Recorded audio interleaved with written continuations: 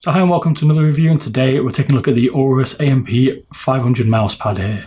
So if you're not familiar with my channel here, we're going into a lot of detail here that's going to give you the competitive edge over your rivals in the gaming industry here. We're going to use a digital inclinometer here, which is going to allow us to measure the angle at which the friction gives way using the baseline Zowie FK2 here that we use on other pads. We've also got a force gauge meter here that measures the force required to push the mouse across the pad, again measuring the glide speed of the pad itself. So I've taken on board some feedback, and you'll see the cable has been removed from the Zowie here. We're also going to do it with the cable as well, so you can compare it to the other mice pads that I've done. But going forward, we'll be taking the cable off because that can cause some friction, or so we think. If you don't already know, I've got a website, which is beardedbob.com. Check that out after this video. You can go back here and compare all these details, as well as other reviews for things like keyboards, which we've done the Razer Huntsman Mini as well, and lots of other stuff as well.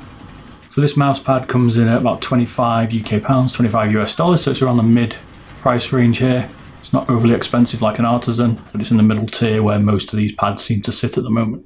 So what's different about this mouse pad is that it's made from silicon. This is a hybrid pad, so it's not cloth, it's not hard like polyurethane, it's a hybrid rubber silicon.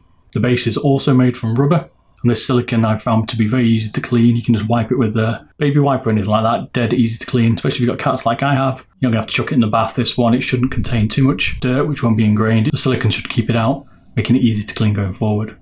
Firmness here, there's no foam in it, so it's a firm pad here. Is it going to slide around and bunch up? We'll find out later on when we try some force and try and move this pad. It's available in two sizes. This is the Amp500, which is the bigger version. There's also an Amp300, which is slightly smaller, 300mm in width. It comes rolled up in the package here. It's not flat packed, so the edges do curl when you put it first on the desk, but it's a little bit heavy here at 399 grams here, so it will lie flat eventually. It just takes some time. Hasn't got any stitches edges, which you'll know if you've been watching my videos I'm not a fan of, because they seem to interfere with my wrist. So it's nice to see here no stitched edges. It's also not going to fray like cloth pads without a stitched edge because it's silicon and rubber. One thing that I was slightly annoyed with here is that the logo is in the bottom left hand corner and it's etched into it. They've cut the top silicon off and will expose the rubber, so you're going to get a bit of a rough time in the bottom left corner if you use that. I generally use the top left corner, so I've not found it to interfere with my gameplay, but if you use the bottom left, just bear that in mind.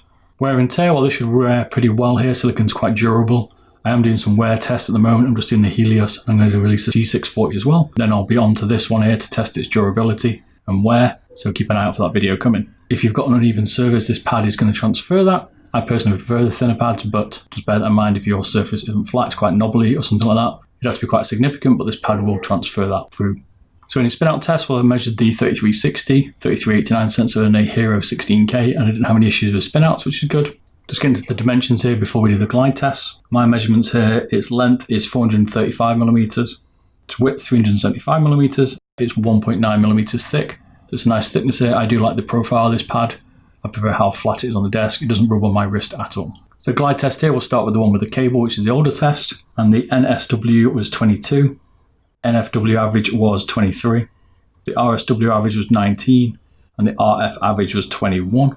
That gives it an average glide of 21 grams. So without the cable here, the NSW glide was an average of 18. The NFW glide average was 21. The RSW was 19. And the RFW was 25. That gives it an average of 20 grams force here, which is very close to the one with the cable, which came in at 21.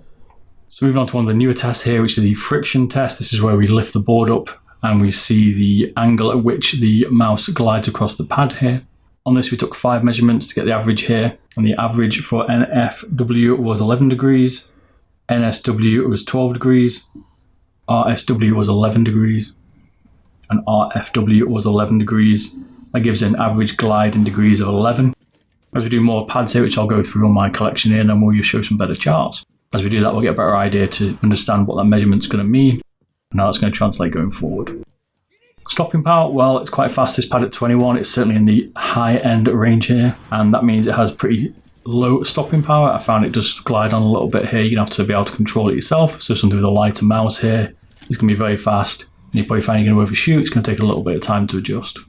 So movement here to glide slides across your desk. This took 280 grams of movement here to bunch up. What I found here is the pad didn't move around here, which is good. It just bunched up. It means during your gameplay here, you probably have no issues with it sliding on your desk, but it will depend on your surface. So my overall conclusion here, fits all my criteria here. It's fast, it's a low profile mouse pad, it's easy to clean, and it's at a good price. I think one of the things that people might have an issue with is the stopping power. That doesn't personally affect me unless I'm using a really, really light mouse, or I've modded one of them so it's super light and then it's just going to fly around the pad. If you can get that under control here, this is a good pad. I like how it lies flat as well after a bit of time here. It's not going to curl the edges up. The size here is good enough for me. I find 300 upwards is generally where I am. And overall, I recommend this pad. It's a good pad for a good price. If you like speed, this is probably one to get. So check out my other mousepad reviews. I'll be doing the G640 very soon on terms of wear and tear. I'm going to be doing the Helios. I've just been testing that for 4 months to wear it down basically, to allow us to do some comparisons on the wear. And if you haven't already, check out my Razer Huntsman mini review. Put a link in the description at the end of this video. And until the next video, I'll see you soon. Thanks a lot. Bye bye.